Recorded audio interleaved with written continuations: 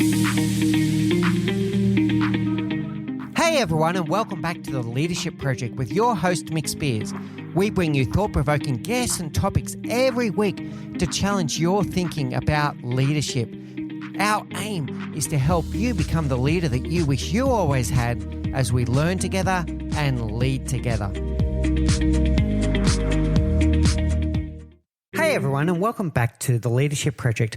I'm greatly honoured today to be joined by Monica Lunin. Monica is a sought-over consultant, facilitator and speaker who has worked with many high-level organisations such as AMP, Macquarie Bank, EY, Qantas and Suncor. And she helps them to motivate and empower behavioural change. So she's the co-owner and director of a leadership and communication consultancy called MojoLogic, and I've got to ask one question later on, which is where that name comes from. I think it's very interesting. And she's also the author of a book called What She Said, The Art of Inspiring Action Through Speech. And that's going to be the predominant thing that we talk about as we get into the interview today. So without any further ado, Monica, please say hello to our audience. Tell us a bit more about your rich background and what led you to be with us today. Hello, everybody who's listening.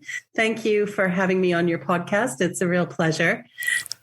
A little bit about my background. Well, I find myself geographically here in Australia, where I have lived for 25 years. Actually, I think it's getting on for 27 years now. I've lost track of time a little bit. But I grew up in Canada, raised by Australian parents who were there on a 6-month working holiday, which turned into a 30-year stint. So all of my education right up until finishing undergraduate was in Canada. And then I moved to Australia to do some postgraduate work, a master's degree at Sydney University. And I just kind of stayed. I thought, this is pretty good here. So throughout my professional career, it hasn't followed a straight line, if you like. I've worked in financial services, and for the past 14 years or so, I have been working with a consulting organization called MojoLogic, as you mentioned. I'll tell you where the name came from in a minute. We used to be called 6 Degrees. So I've been doing that for some time, allowing me to work across a whole range of industries with people at different levels in the area of leadership, communication, and business development. So communication, which is the general category that this book falls into, has always been a passion of mine, in particular public speaking and oratory. Since I can't even remember my earliest memory of engaging with public speaking and communication, but it probably went something like, trying to find your way in school. And that moment when you realize, I can do this. And for me, it was never sport. Certainly not. It was never really music. I lacked a lot of talent when I come and think about it in a lot of different areas. But when it came to public speaking and communication and, framing thoughts and finding words, especially in front of a group, that was something that sort of fell into place for me. So it's always been an area of interest. I was interested in debating and competing in debating in university level.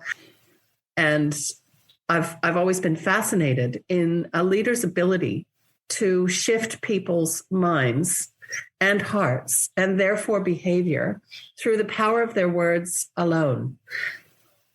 That's a thread that has run through my career in various forms. Monica, I want to dig in because it's instantly got my interest. MojoLogic, what's the meaning of that name?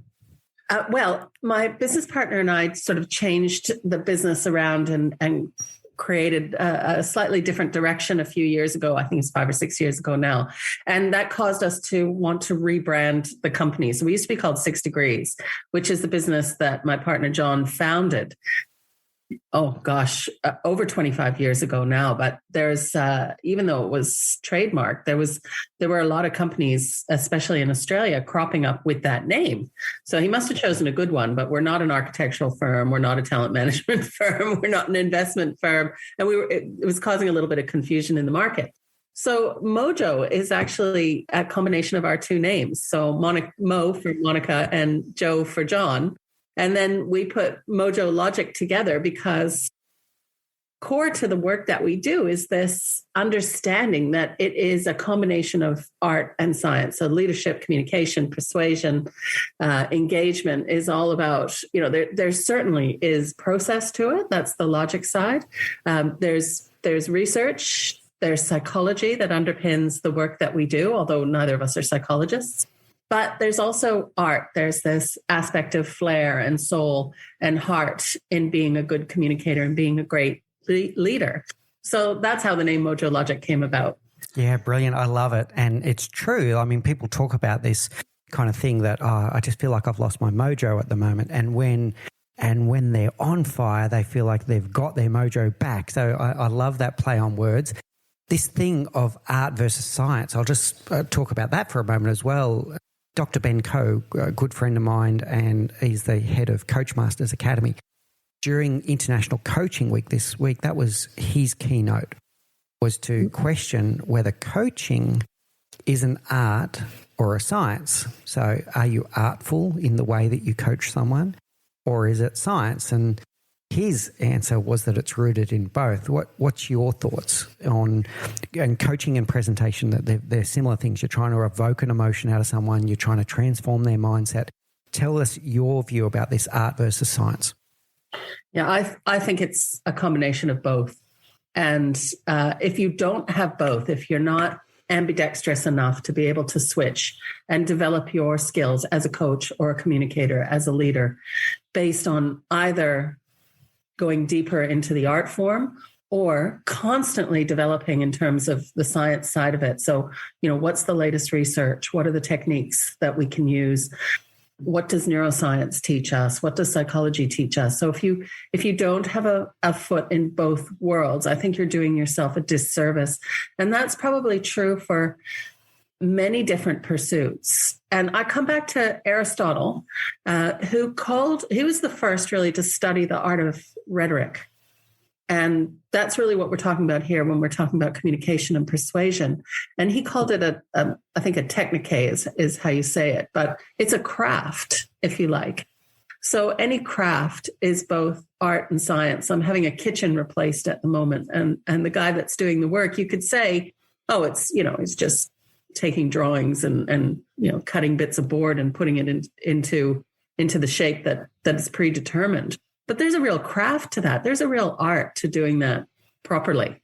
And, it used to be that we had a greater appreciation for the development of craft and talent that spans a career.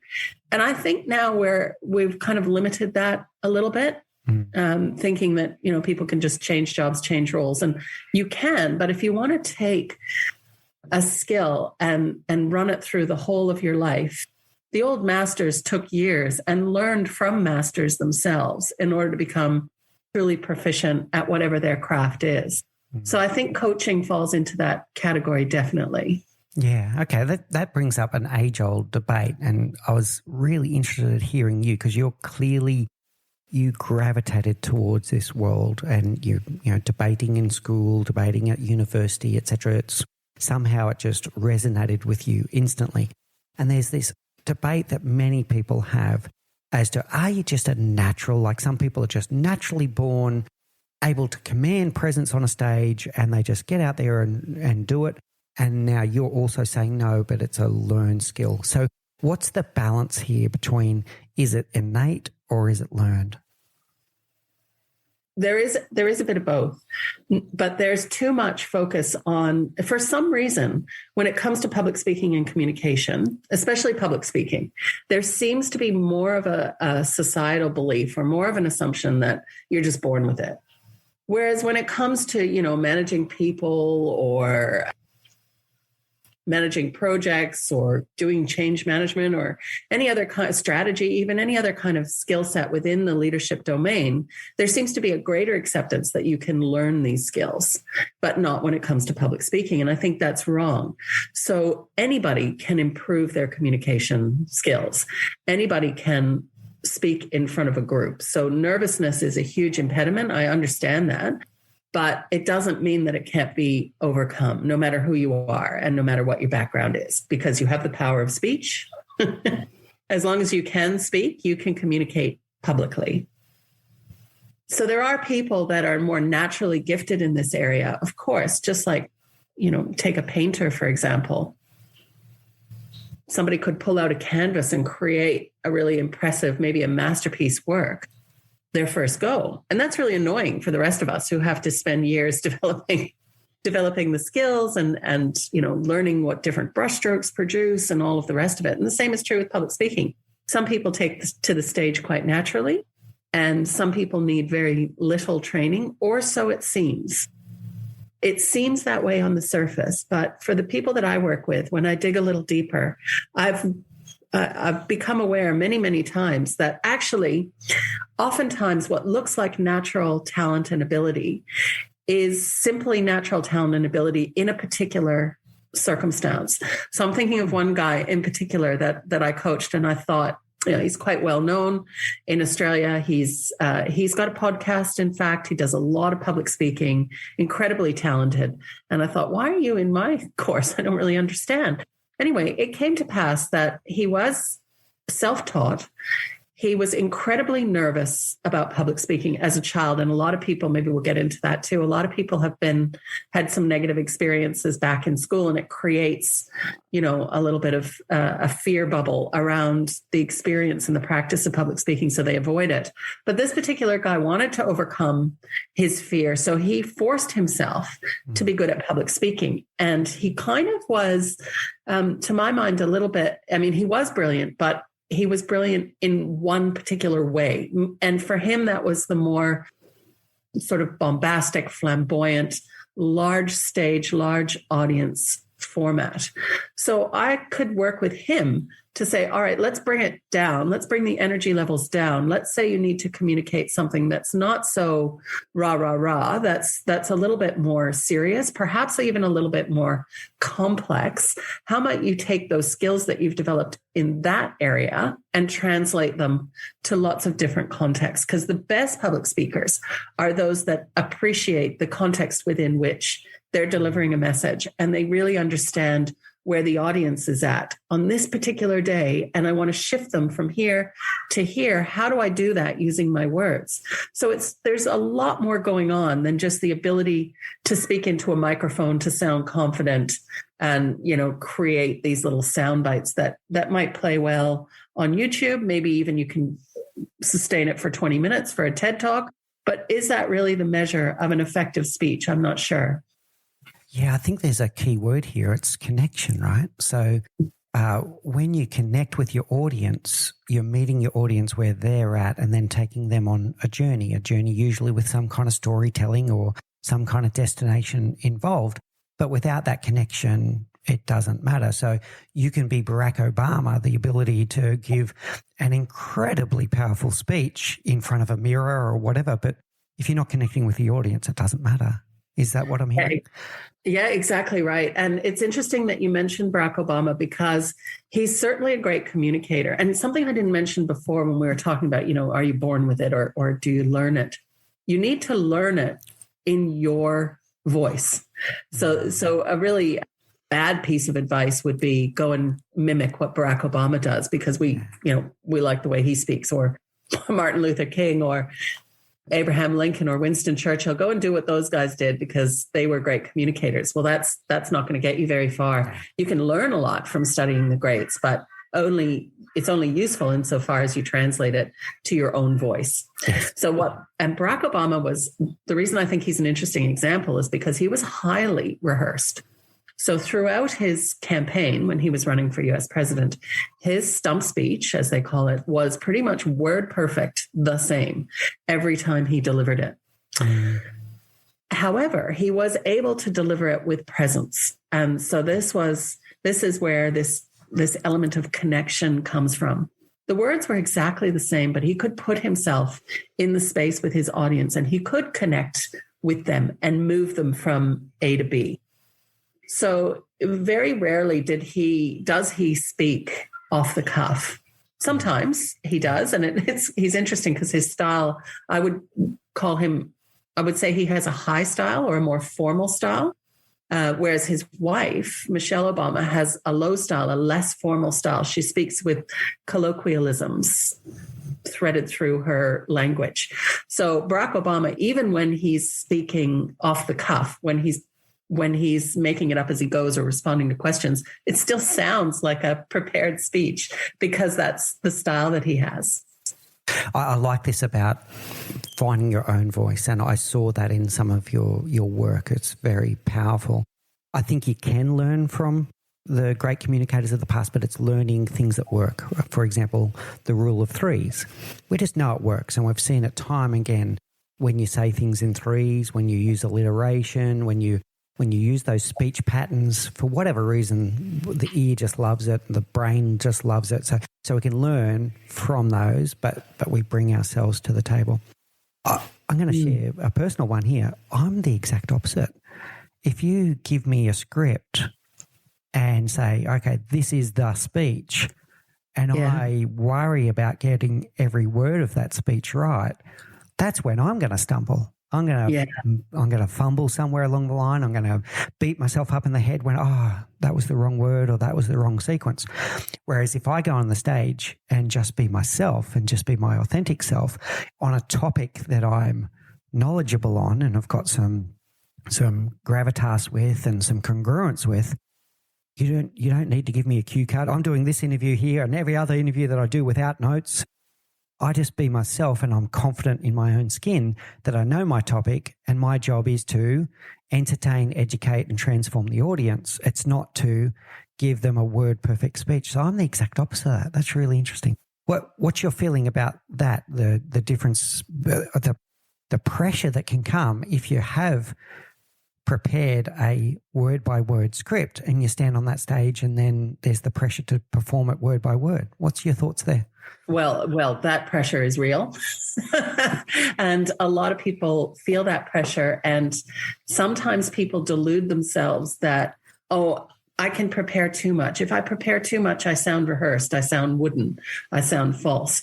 Well, my reaction to that is you haven't prepared enough. You think you've prepared enough, but you haven't. So some speeches, now let me just put a big caveat in place here. And that is, I'm very much like you. I'm more of a pantser. I'm happier I need a structure. Structure saves a lot of people and gets them out of difficult situations and at least brings the points that you mean to say into your speech. So I need that kind of architecture of a speech in order to make sense. But I prefer not to have a scripted speech in most situations. So most people in most situations in business don't need to have a scripted speech. Some people do, though, as in they need to write it out or they're not going to speak at all. So it's become kind of a crutch for them. Now, for all of us, there will be situations in which a scripted speech is required.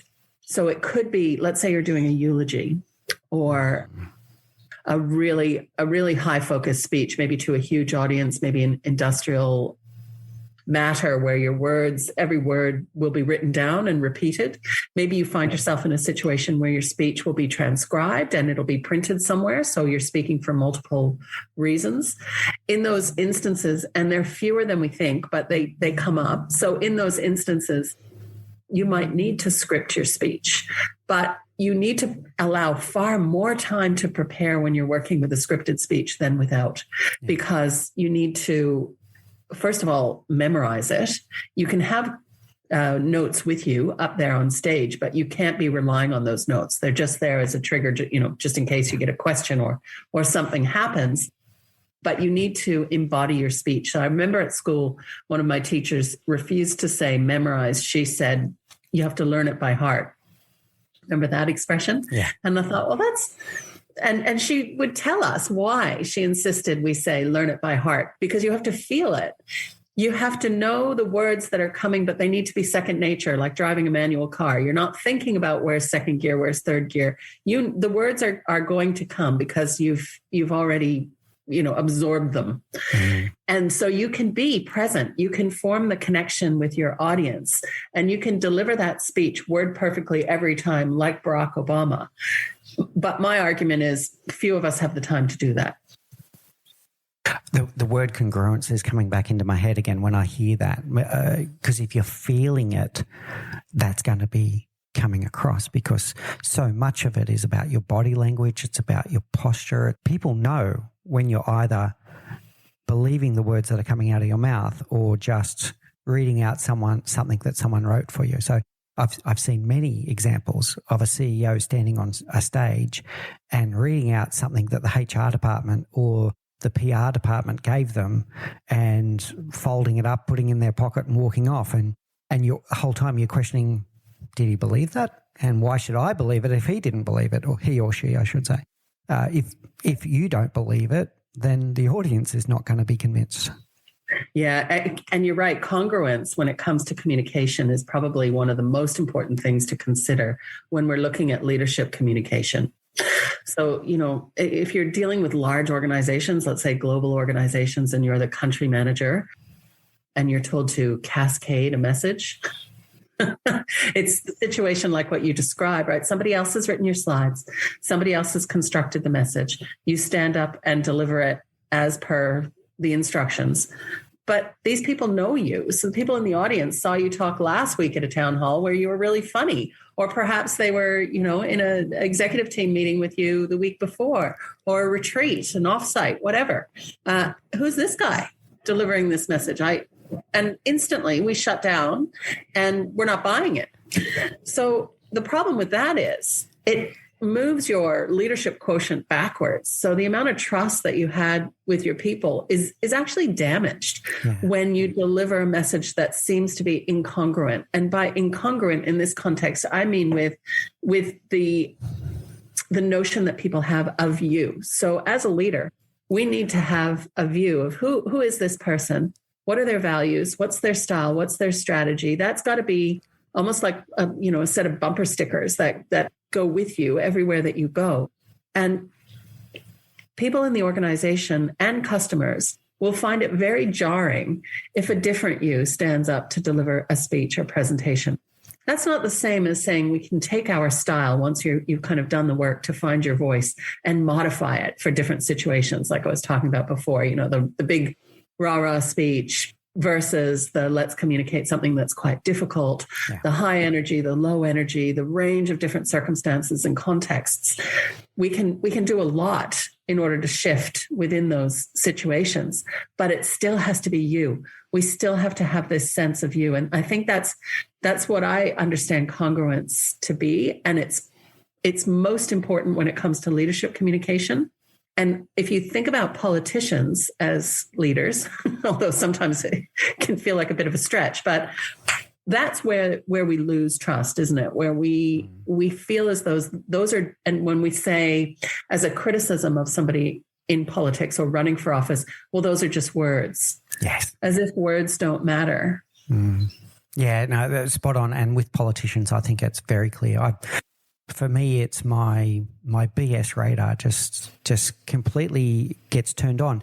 But then I'm so pleasantly surprised when a politician stands in front and does a piece to camera, or they're getting interviewed or whatever, and they share themselves. I just go, phew, a human being, as opposed to a scripted kind of, okay, here's a party line. Do they really believe this or not? Yeah, it makes a huge difference for me. And the word is correct. It's trust. With that congruence, the trust builds. With incongruence, the trust very quickly erodes. Yeah, and for every leader listening to this, that's what you've got to remember: is to lead people, you need them to trust you. For them to trust you, you need to be congruent with your values and beliefs, and you need to speak from the heart, which is what Monica is talking about.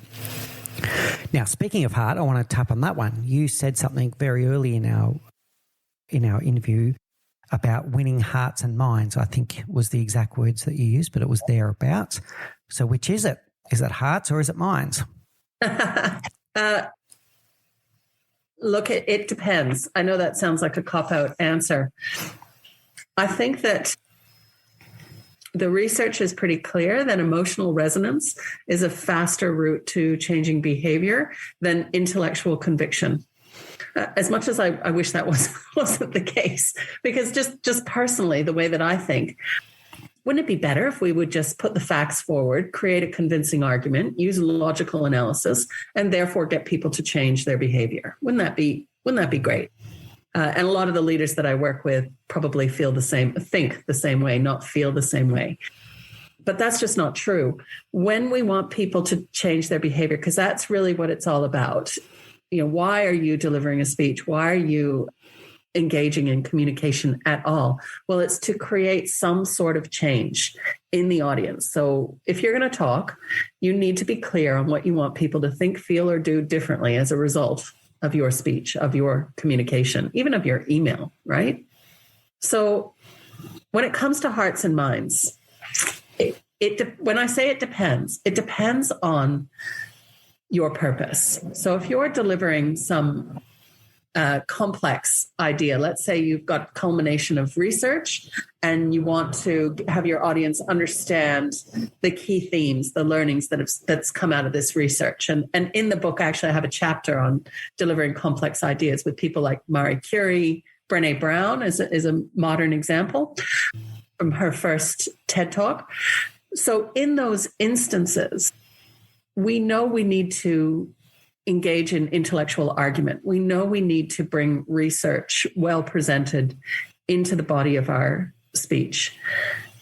However, if we don't create emotional resonance, if we don't make people feel something, then chances are that it's going to bounce right off. So when it comes to business communication, when I'm working with leaders, organizational leaders, there's a kind of a path that we follow. I find that more junior leaders, sort of middle management level, have come to the mistaken belief that they need to strip all emotion out of their communication. And they need to kind of show up as leaders as these corporate automatons without feeling, because feelings don't matter. The more senior leaders, the more seasoned people seem to have, for whatever reason, learned the lesson that emotional resonance does matter, that it's okay to drop your guard. Now, I think maybe we overused the word authentic for a few years. You don't have to bear all. It shouldn't feel uncomfortable, but we do need to find the entry point to shift people's attitudes. And it depends on your read of the audience. So if people are overwhelmingly feeling a particular thing, maybe it's concern. Maybe in this post-COVID world, people are feeling unsettled. That's a feeling. So if you had a purely left brain, logical, analytical, process-oriented speech about what this organization is going to do in the post-COVID world, without recognizing the fear, without creating some sort of alleviation of the concern that exists in the audience, even if it's just modeling the fact or reflecting on the fact that you yourself feel concerned and unsure and a little bit lost, and creating the solution to that problem. If you fail to connect on an emotional level, your speech, although it might be kind of fine, it's just not going to create the change that it might if you went that extra mile. Yeah, really interesting, Monica. If I can share a view back to you. So it's pretty much proven now that, we like to think that we're rational beings, but we're not. We're emotional beings. And we make decisions emotionally and we justify them rationally.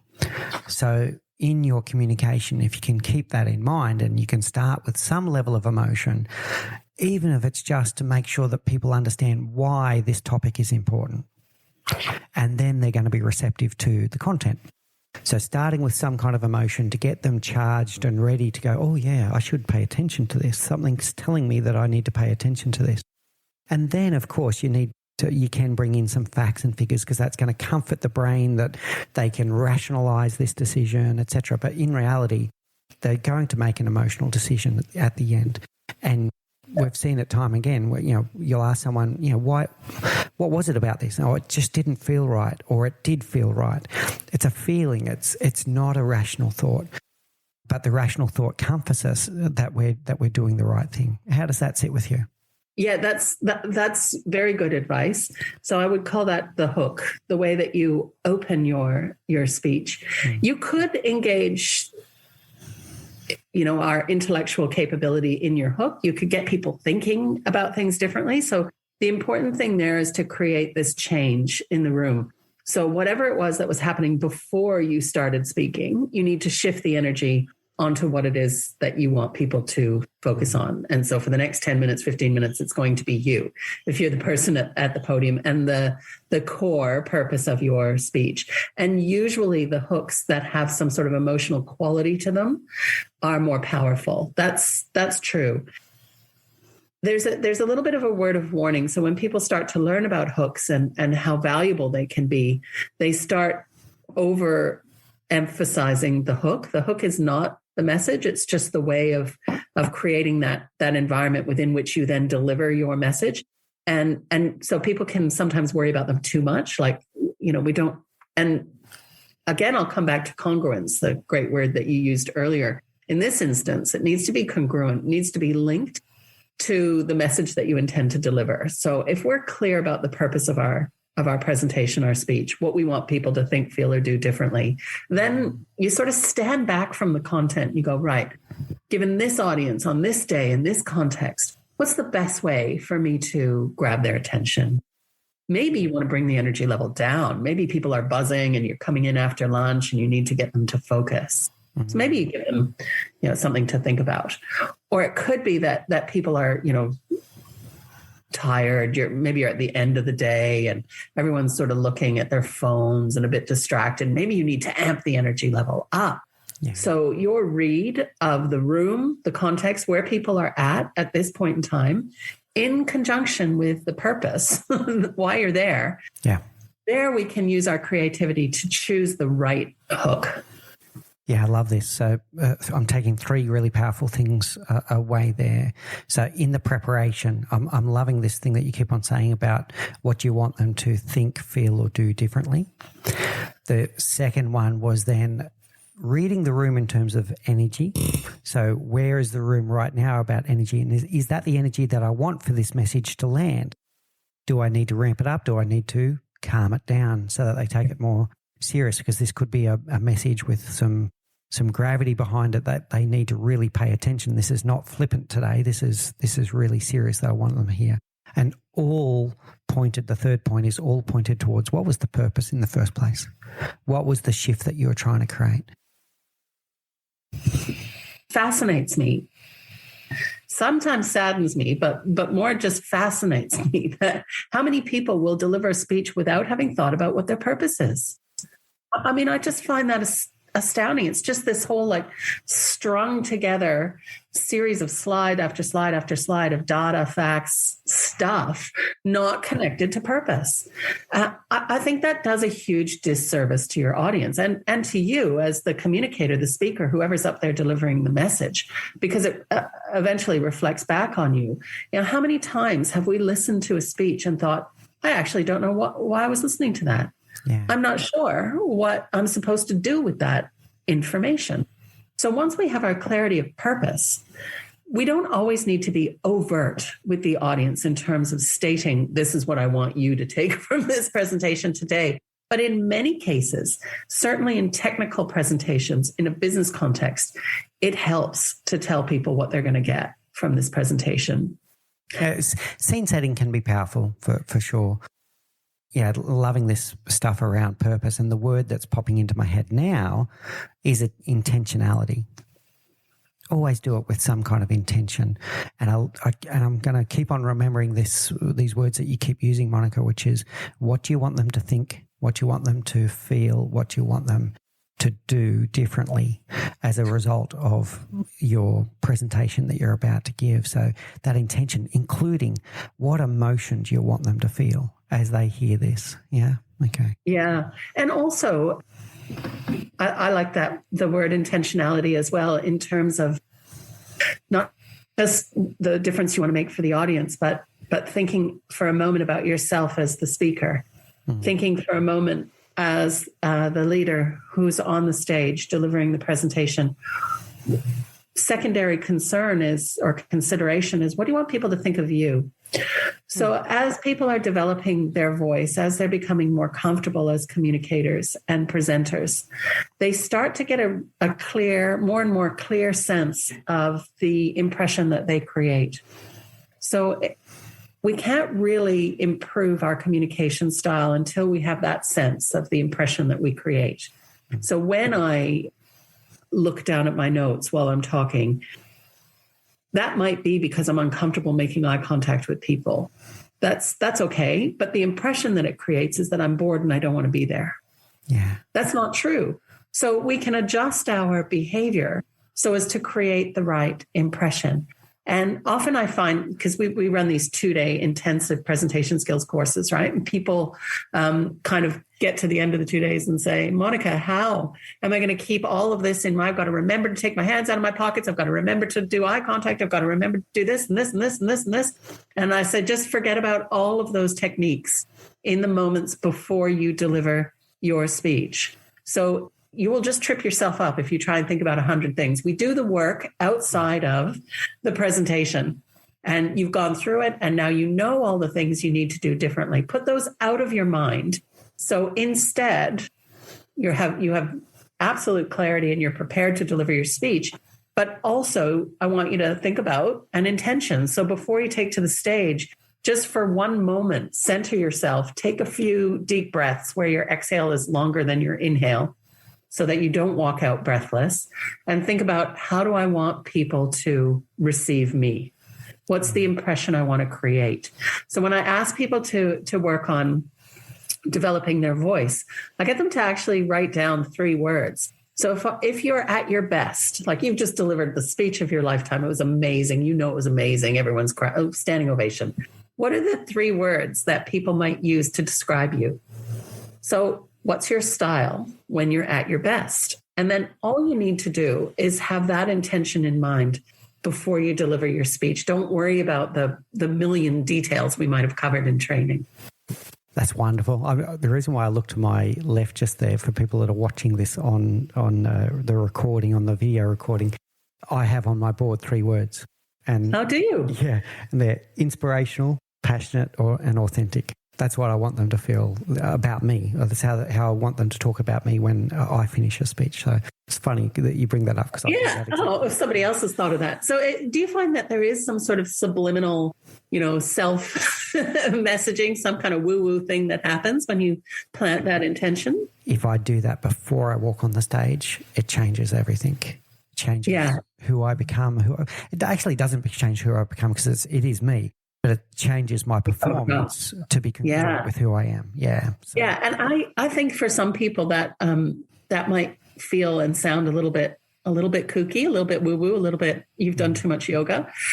However, what I say to people about that, and another means of overcoming nervousness, I don't know if you've heard of Amy Cuddy's research on power posing. It's kind of funny. Yeah. For people who are skeptical about these techniques, I just say, well, look, it can't possibly hurt.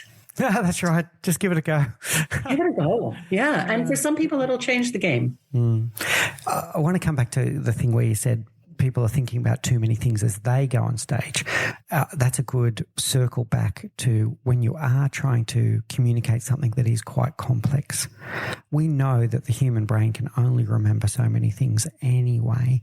What is your advice to people that do have something of complexity that they're trying to express? Great question. A couple of times in this conversation, we've mentioned the rule of 3. Yeah. And you just told me about your 3 words.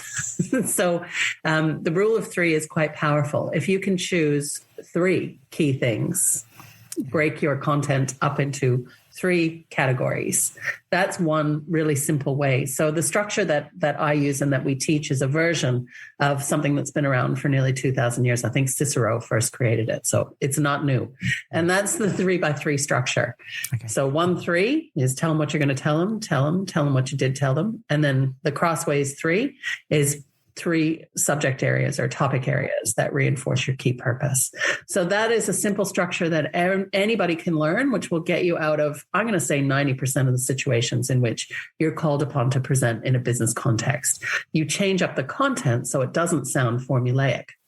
Now, let's say the subject matter that you are there to talk about has 7 points of content or 7 areas. You shouldn't shoehorn it into the 3x3 structure if it doesn't fit, right? That's fine, but you need to create some sort of structure to help people remember what it is that you're going to take them through. So when there is a bit of complexity, a structure is your best friend, because normally the people that are delivering the complex presentations, normally they're experts in their field and they can get lost in the detail and they can forget that actually I'm not familiar with the internal workings of the combustion engine. You're going to need, I need something to hang that information off. So it could be a metaphor. And be careful when you're choosing a metaphor, because sometimes there's too much, there's a lot of propensity to mix our metaphors. Wait a minute, I thought we were talking about bench strength and now we're talking about silver bullets. Are we weaponizing or are we doing sports teams? Be careful about over masculinizing or feminizing your metaphor. So as we all know, the business world and political arena has been dominated by men for many years. So a lot of the metaphors that we hear tend to be quite masculine.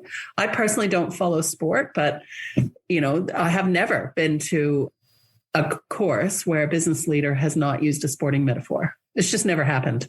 Yeah. So they're out there and I just have to pretend that I know what people are talking about. Mm-hmm. So make sure that you choose something that's accessible to everybody, that does actually reinforce your message.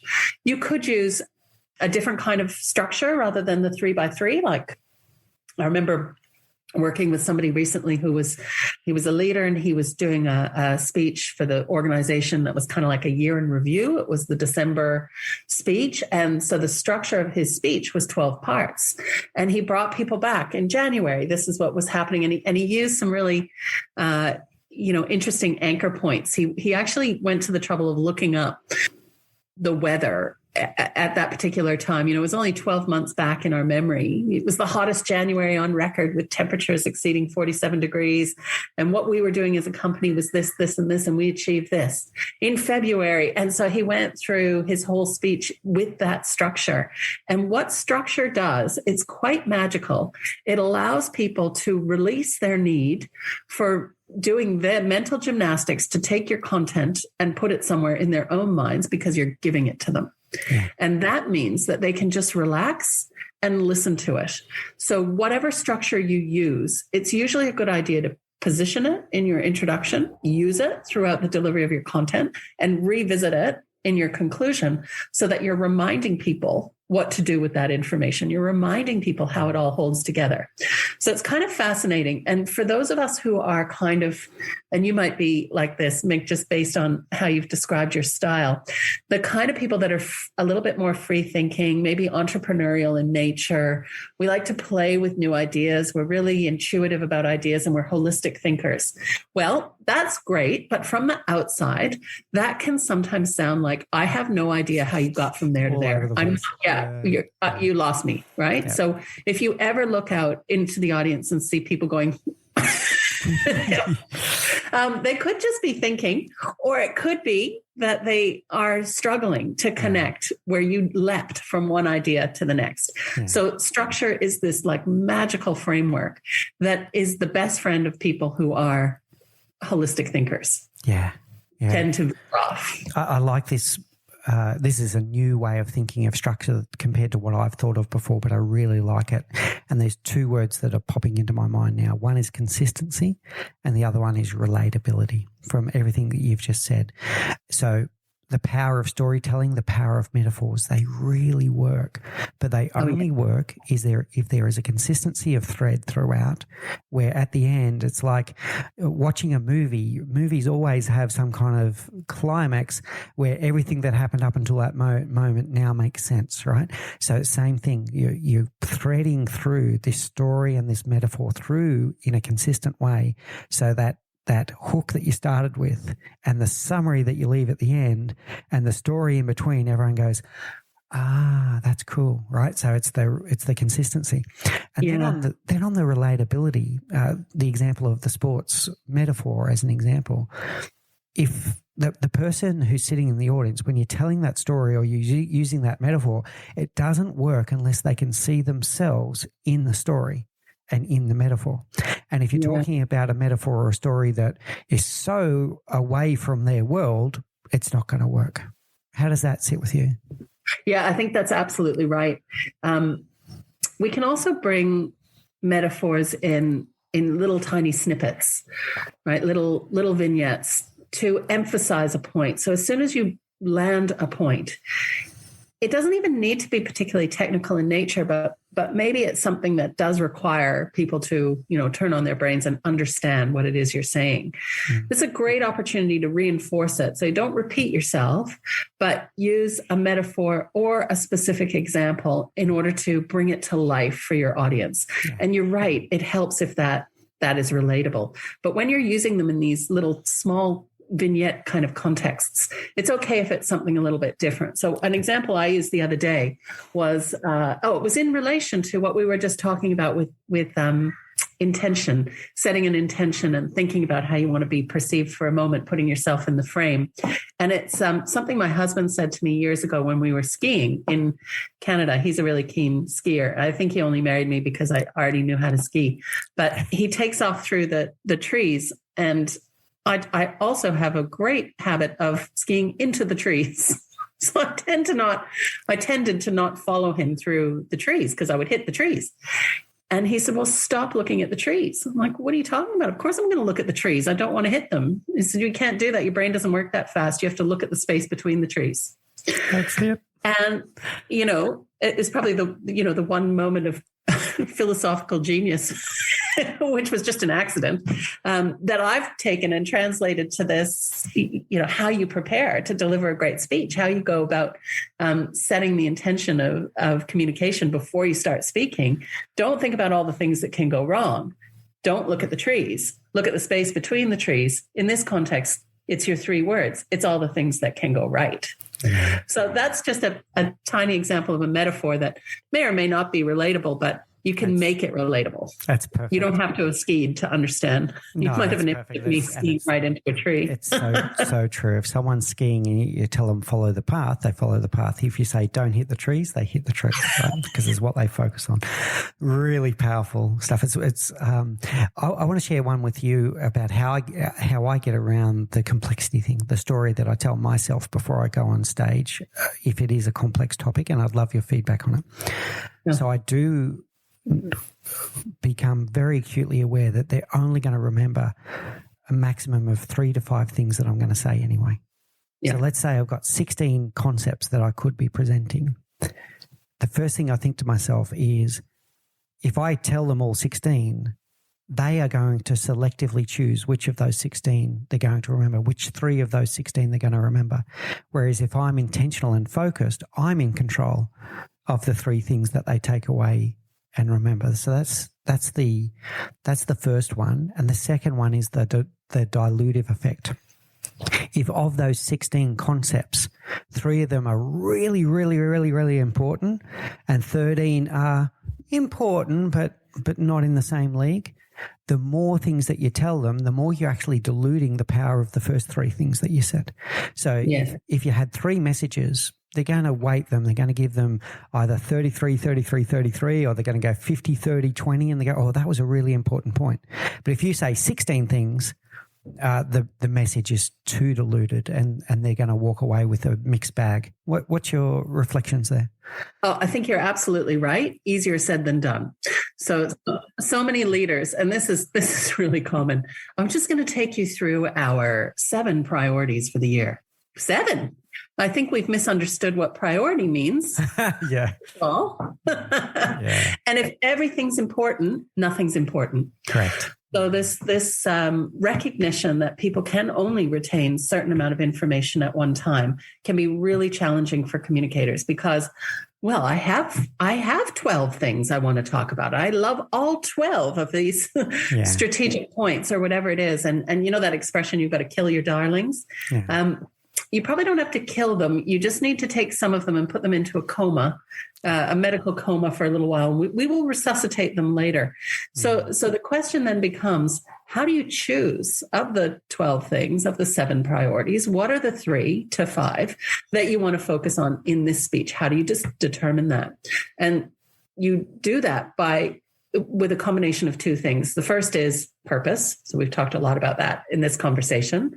What is it that you want people to think, feel, or do differently? And are you just covering quite a lot of content because it makes you feel good, or because you are, here's another reason why people do it. Well, somebody's given me a slide deck and they're really great slides covering all sorts of content that has nothing to do with the purpose I'm trying to achieve. So stop doing that. And the second gate or filter that you need to put it through in order to determine what's in and what's out is, where is the audience at on this day, at this time? So that consideration of the people in the room and the context within which you're delivering. So let's say it's an offsite and you're delivering a speech amongst a day of quite fun, lighthearted activities. Well, you need to take that into account in terms of the content that you select. So if they're not ready and willing to hear a particular message, it's going to bounce right off them anyway. Yeah. So keep your powder dry. There's another little metaphor. And save it for a time where it will land. Yeah, good one. I love it.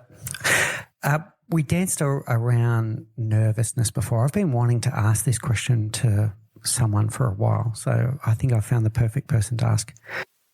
I'm kind of nervous even saying this to you. This is really funny. I can't believe that. I don't get nervous giving public speeches, right? So for whatever reason, and I know it's a greater fear to some people than death itself, right? So it's their greatest fear, and they just shake uncontrollably, etc. For whatever reason, I do not get nervous.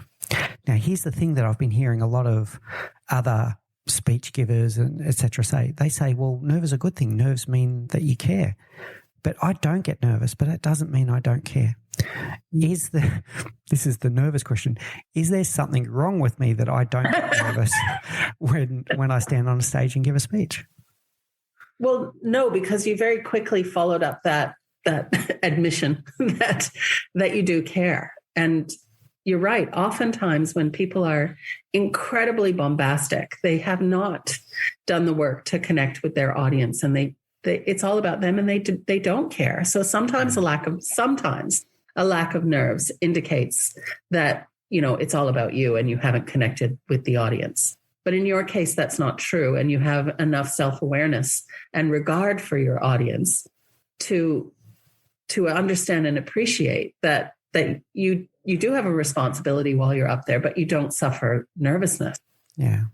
My question would be, are there situations in which you would feel added pressure? Yeah. I'd say if it was in a topic area where I'm just not familiar, but then I'd still be my authentic self, and I'd get up on the stage and I'd say, this is new territory for me, so I'm going to share with you what I feel about this. Mm-hmm. Right. So, but that would be the one. If I was on stage and someone asked me to talk about a topic that I'm not well versed in, then that would happen. But that doesn't happen. I stand on stages when I'm confident that in my own skin and in my topic that I know that I'm going to be able to captivate the audience and help them shift their mindset on a topic. Yeah. And what about the people that are listening to you? Are you better with strangers, with sort of corporate clients? How would you go if the audience was people that from your social set or even your family members? Yeah. Beaming smile on my face in both occasions. Yeah. You're fine with both? Fine with both, yeah. Yeah. So what I find in the work that I do, often if we go into an organization and we're running, let's say, a leadership communication presentation course, people are there with their peers, and that can be the most challenging audience. And people often share that, oh, this was so much easier when I did it in front of my actual team, but I feel like I'm being judged in this context. And that's because they are. So because we're on a presentation skills course and everyone's looking at not just what you're saying, but how you're doing it, where you're putting your hands, et cetera, et cetera. So that can amp up the pressure. I think it's great that you don't feel nervousness. I think, if you could understand why you don't feel nervousness, like where is what's the kind of wellspring or the source of the confidence, that would be other people. I've come to realize over years and years of focusing in this area that the solution to overcoming nervousness is different depending on who you are and depending on the source of the nervousness. So, and I know it's an overused metaphor to say there's no silver bullet, but in this case, it's absolutely true. So some people might try power posing and think that's garbage. Some people might require more preparation time. That's actually, if there was a silver bullet, I think that would be it. If you just gave yourself more time. But more time, sometimes people can work themselves into knots. It depends what you do with the time. It depends how you prepare. You might become more nervous. Some people overcome nervousness by having a clear structure. One technique that I think works, so sort of a mind game technique that works for a lot of people, is let's just take the pressure off ourselves. So stop thinking about you and start thinking about the audience. What is it that you can give them that they need on this particular day? What's your gift to the audience? How are you helping them either understand a complex topic or giving them some sort of emotional payoff for listening to the speech? It could just be entertainment. But if we sometimes we can get too wrapped up in ourselves, and that just feeds the nervousness that's building. Yeah, good. I like that a lot.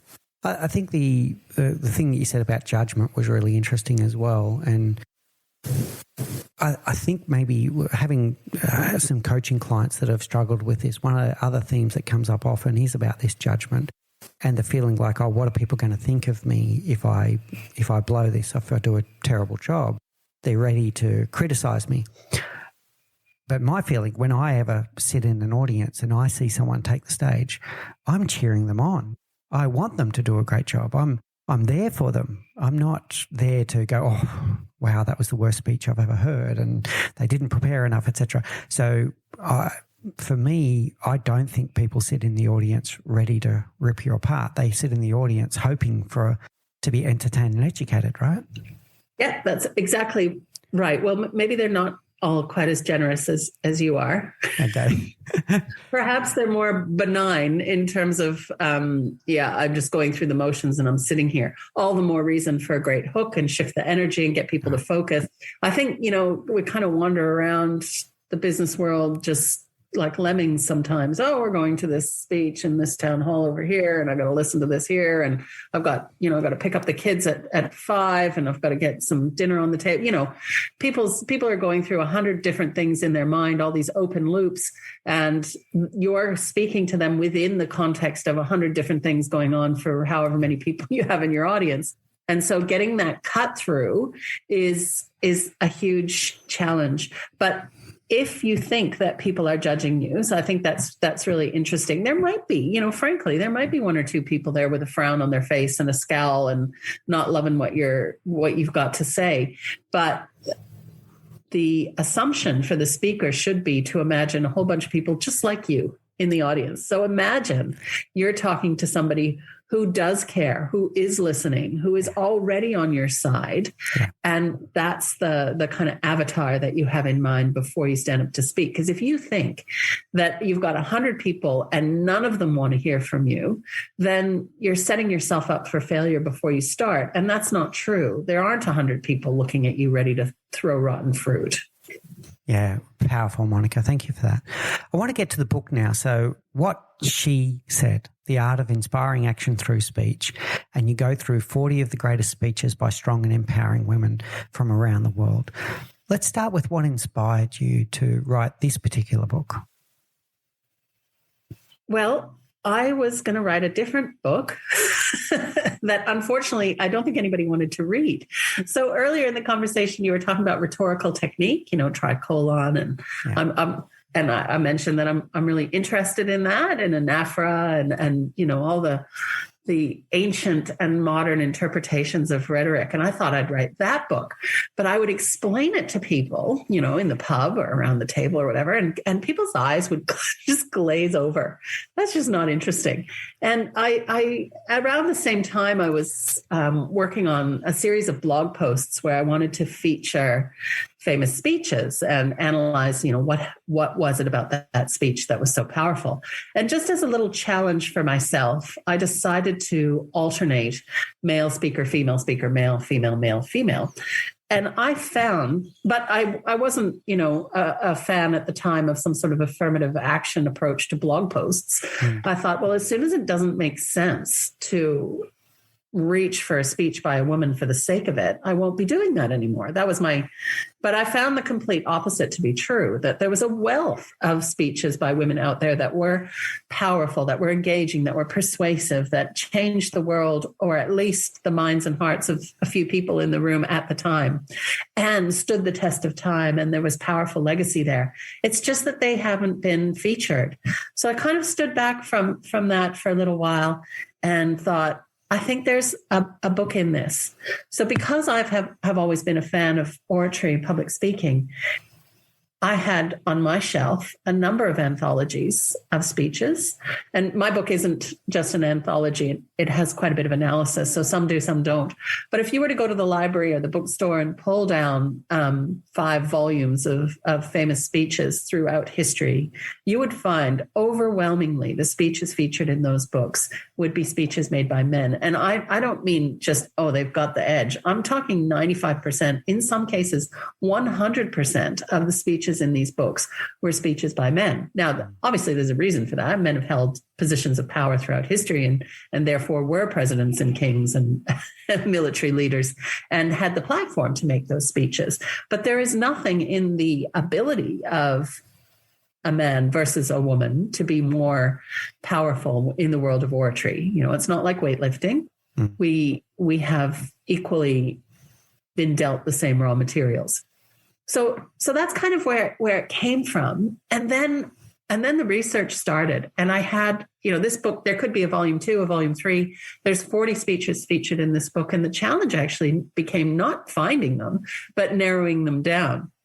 And so the process to do that, I wanted to make it so that the book brought something to everybody and help people find their voice and help people be more persuasive in terms of understanding what it is that they were trying to achieve.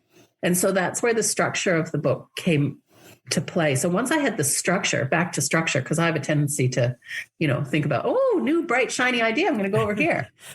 So structure keeps me on track.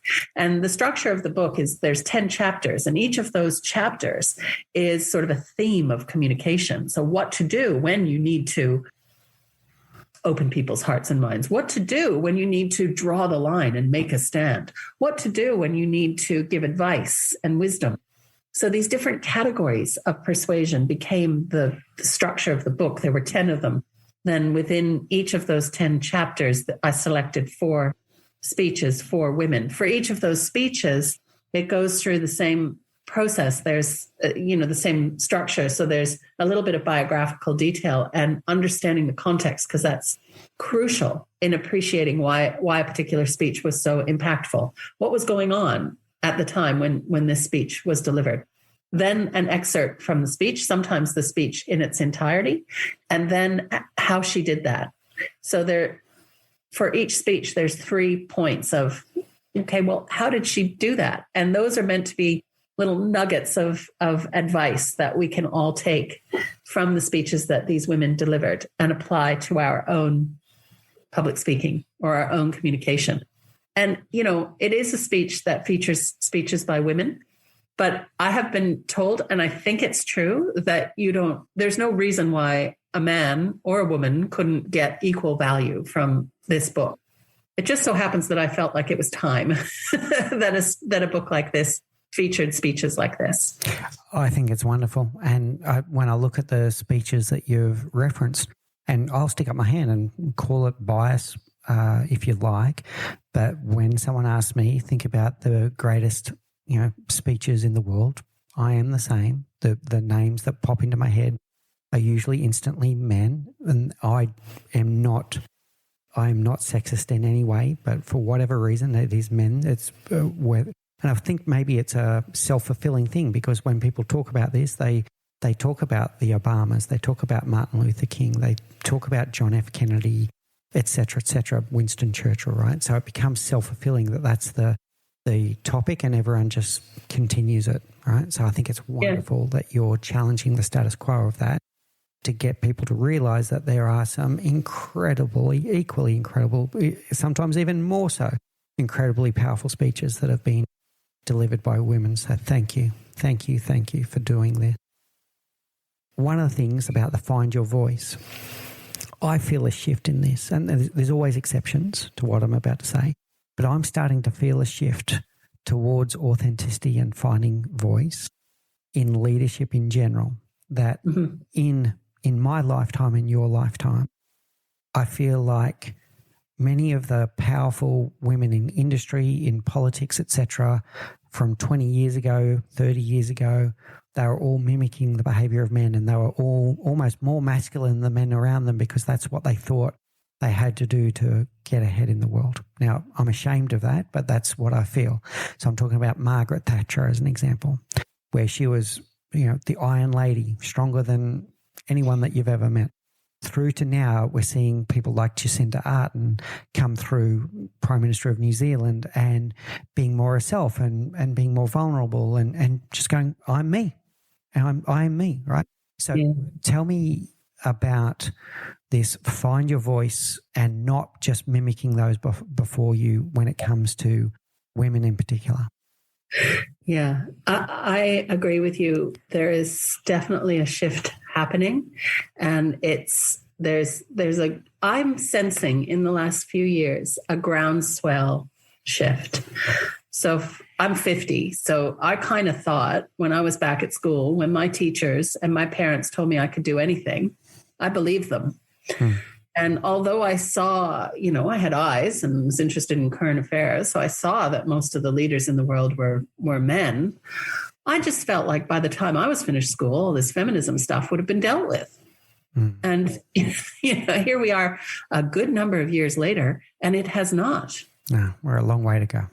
We've still got a long way to go. And that's sort of, on one side, I think, well, that's quite sad. But then I'm gratified by the fact that I am seeing changes among my clients in various organizations. I'm seeing women more and more step into leadership roles as themselves. And I think it's giving men more freedom also. So it's not just that there was this, male version or masculinized version of what leadership needed to be. There was a particular masculinized version of what leadership needed to be, and therefore of what leadership communication needed to be. And the more we can, I'm kind of questioning everything at the moment when it comes to gender. And I haven't written about that in this book specifically, but I'm thinking about it a lot when it comes to how we show up in the world.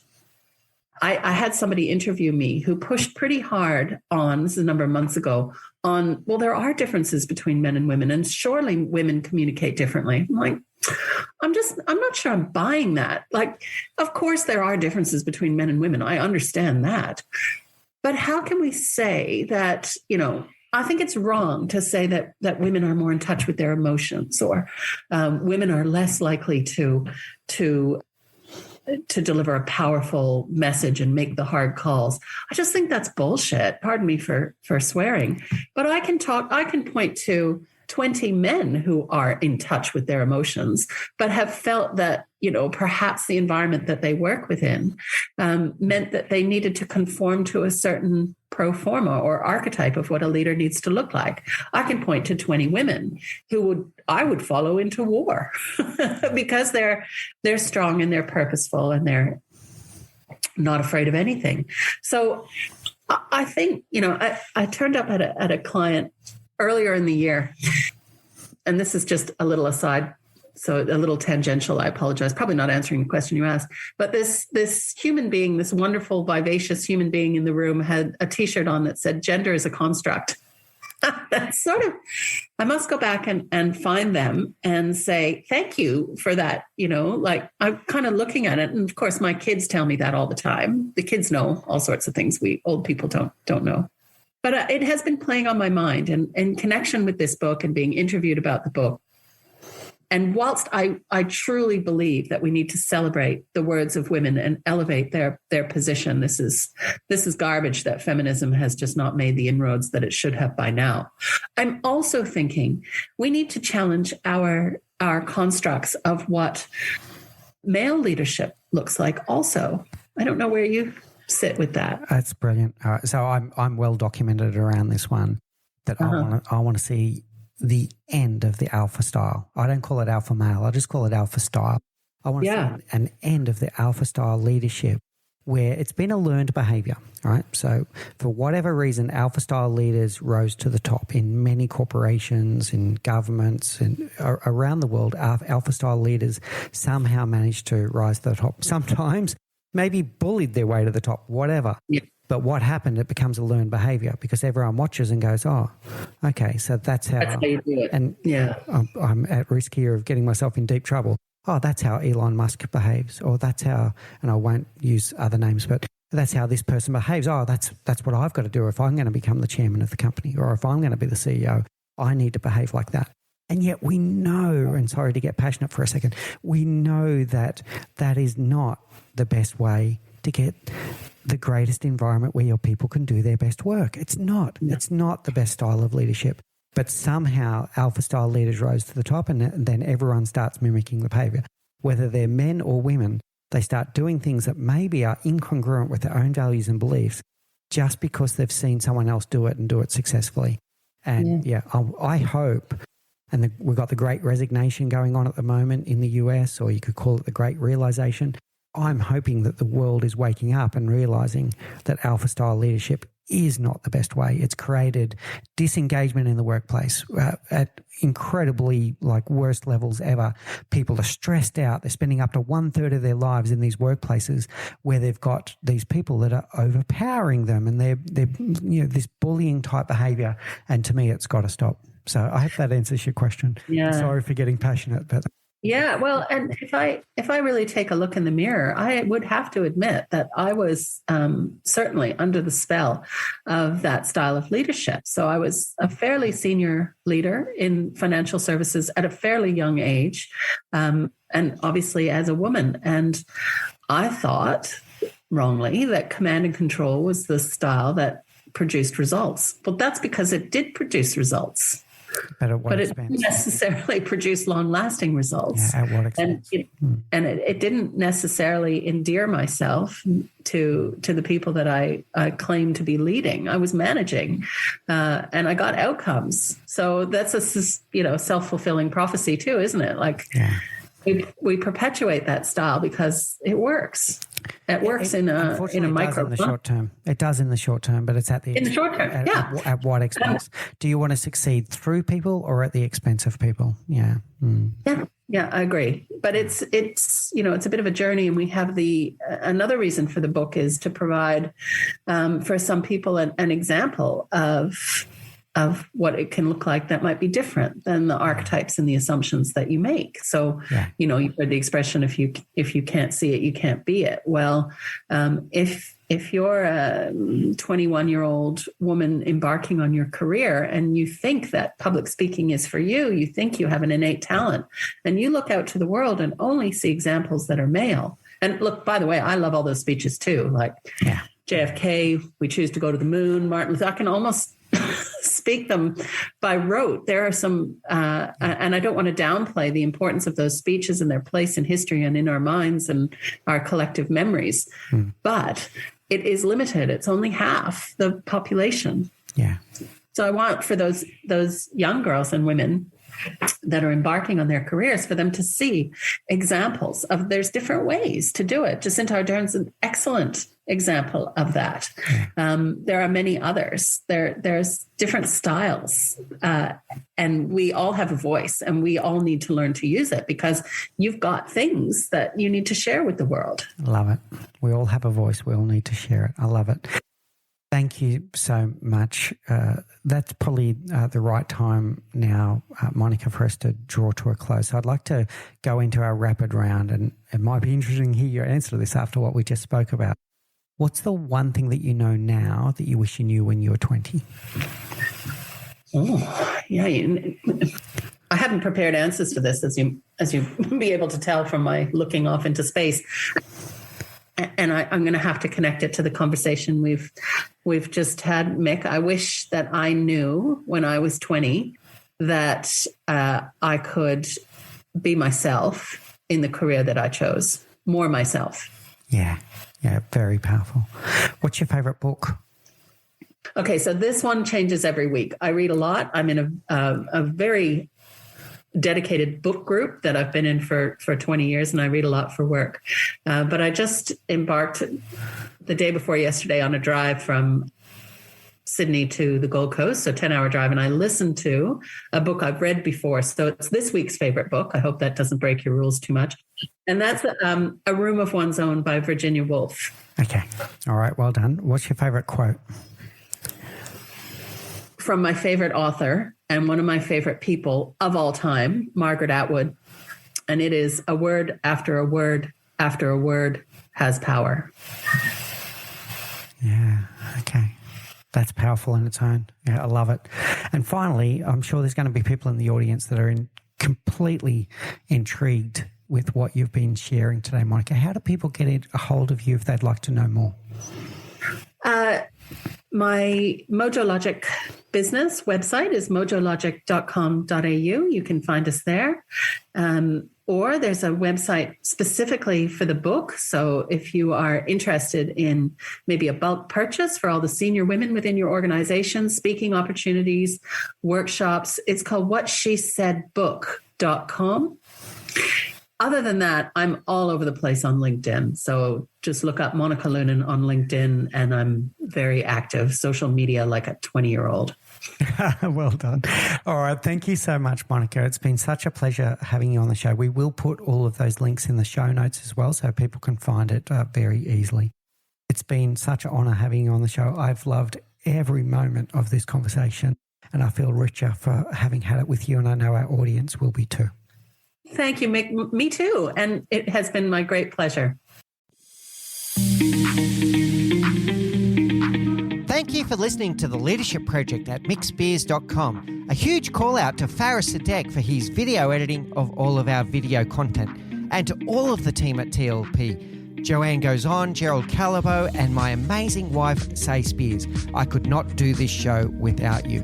Don't forget to subscribe to the Leadership Project YouTube channel, where we bring you interesting videos each and every week. And you can follow us on social, particularly on LinkedIn, Facebook, and Instagram. Now, in the meantime, please do take care, look out for each other, and join us on this journey as we learn together and lead together.